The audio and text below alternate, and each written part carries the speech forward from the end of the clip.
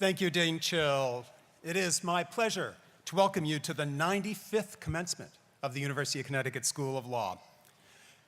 We're graced this morning by many distinguished guests, and I would like to introduce them and welcome those seated with me on the platform. In the back row from your right are Ms. Christine Savino, student member of the University of Connecticut Board of Trustees, Dr. Michelle Williams, Associate Vice President for Research for the university, Dr. Davida Silpham Glassberg, Interim Dean of the College of Liberal Arts and Sciences, Dr. Jennifer Lease Butts, Assistant Vice Provost for Enrichment Programs and Director of the Honors Program for the university, Dr. Lloyd Blanchard, Associate Vice President for Budget and Planning for the university, Ms. Lisa Dar Rodino, Registrar for the School of Law and hero to every one of you students,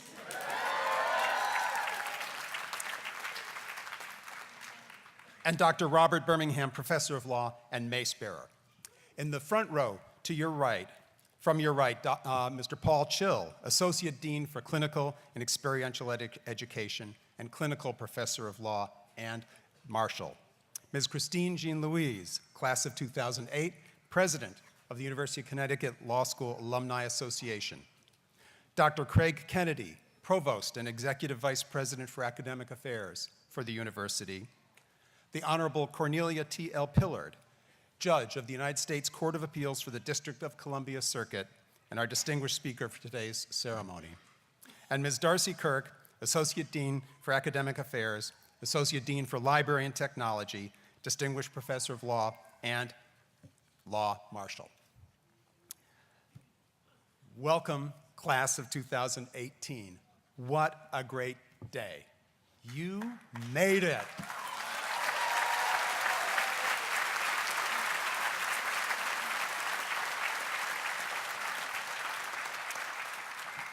So think of all you've been through, the shock and awe that first semester, late nights in the library, cold calls in class, and for many of you, not only learning new laws, but working in a new language and in what has been, for most of you, a very different classroom culture.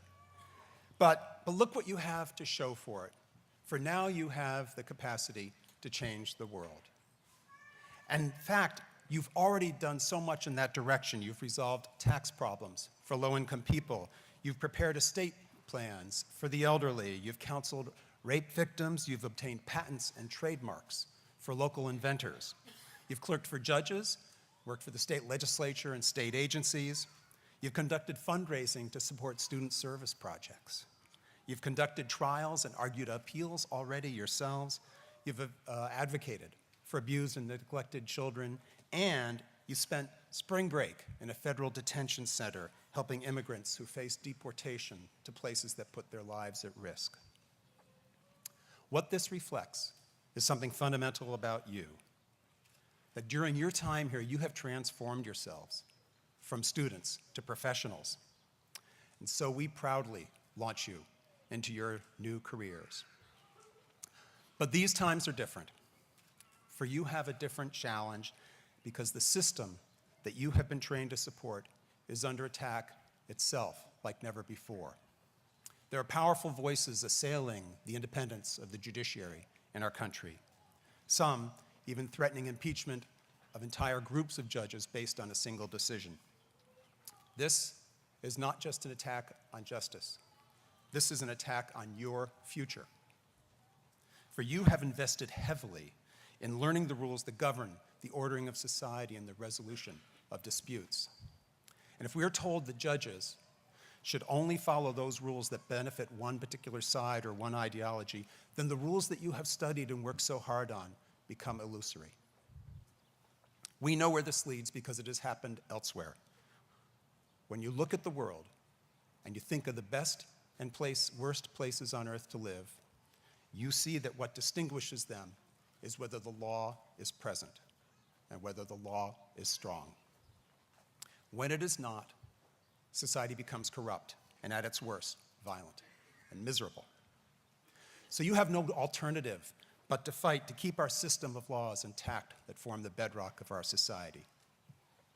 But you are up to this challenge, and we know who you are. We know you from your time here.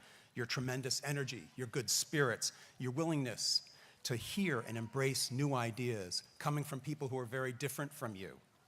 Even your student organizations have shown the way, collaborating from across opposite ends of the spectrum of ideas on joint programs to illuminate the questions we all must grapple with. You serve as an example to our entire country on how opposing perspectives don't advance by denigrating each other, but rather by working together to explore and find the truth. So you're just getting started. In fact, many of you have already taken jobs that will continue this great tradition of public service. Jobs at legal aid, at City Corporation Counsel's office, at the Judge Advocate General of the United States military, as well as clerkships, state and federal courts. And at the same time, those of you who are going into private practice will find countless ways to carry out our profession's ethic of public service. What does this say about you? As Dumbledore said to Harry, it is our choices that reveal who we are far more than our abilities. And through your service and your tradition of service here, and that spirit and the choices you are making now, you have shown us who you really are, and you make us so proud. So, don't be strangers. You are our success stories. And the more we see and hear from you, the happier we're going to be.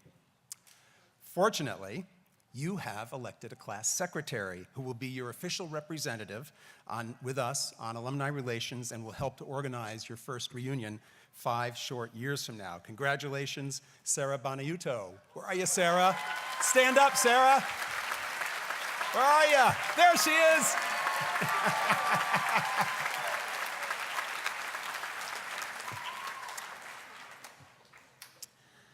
At this moment, I want to acknowledge an outstanding member of our faculty who we lost this year, Professor Robert Whitman, who taught generations of students at this law school starting in the 1960s. And I also want to remember a member of this class who is not with us today, Will McLaughlin. We lost Will last year, and with his passing lost a beautiful spirit that we will remember forever. Please join me in a moment of silence in his memory.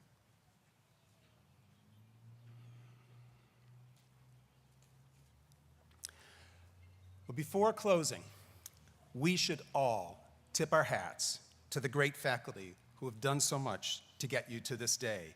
You have no idea how hard it is to teach a good law class, and you probably never have and never will find teachers of this quality in your lives. So please join me in giving them a big thank you.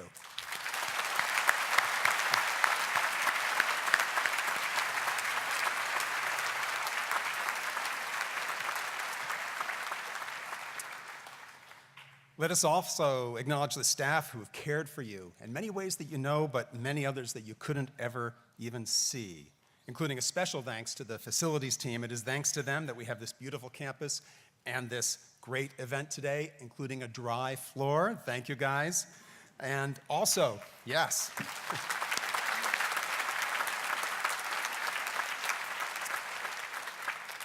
And also to the staff team that worked tirelessly to make possible this complex choreographed ceremony. Donna Gianfrido, Deb King, Lisa Rodino, is it Marie Mestre, and Jean LeBlanc. Thank you, guys.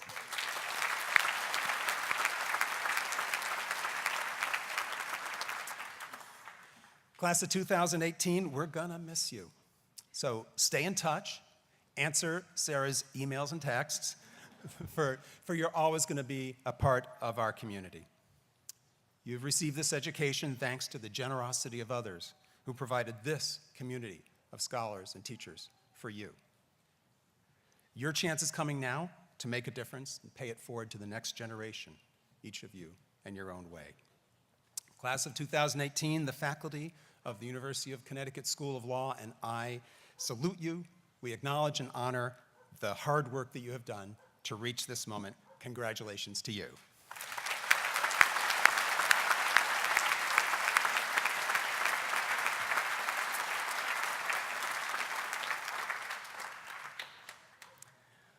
I now have the honor of introducing our commencement speaker, Judge Cornelia Pillard.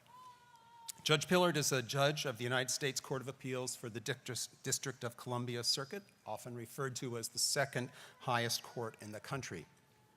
Her role as a Court of Appeals judge is just the current crown of an extraordinary career of achievements. Born and raised in Massachusetts, Judge Pillard attended Yale College, then Harvard Law School. And after clerking for Judge Lewis Pollack in the Eastern District of Pennsylvania, she started her legal career as a public interest lawyer, first at the ACLU and then at the NAACP Legal Defense Fund, until 1994, when she was appointed assistant to the Solicitor General of the United States and then served as a Deputy Assistant Attorney General in the Department of Justice. During her years in practice, she argued 9 cases before the United States Supreme Court and briefed 25 others. Among the highlights of her advocacy career were 2 in particular: the case that opened the Virginia Military Institute to women, and the case that sustained the constitutionality of the Family Medical Leave Act. Her career continued as a member of the faculty at Georgetown Law School, where she was co-director of the Georgetown Law Supreme Court Institute and inaugural academic co-founder and director of Georgetown Center for Transnational Legal Studies in London. Since her appointment and confirmation to the Court of Appeals, she's participated in or written many decisions of national import.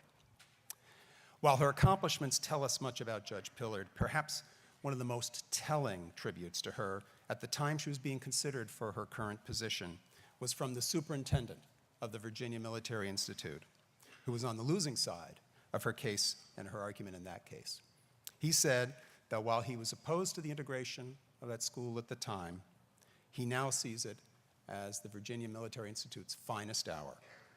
And what he said was that he was impressed by Pillard's, then now Judge Pillard's, fairness and rigor, and that she comported herself with integrity and understanding, qualities that distinguish the best judges at all levels. Ladies and gentlemen, we are pleased to welcome as our commencement keynote speaker, United States Court of Appeals Judge Cornelia Pillard.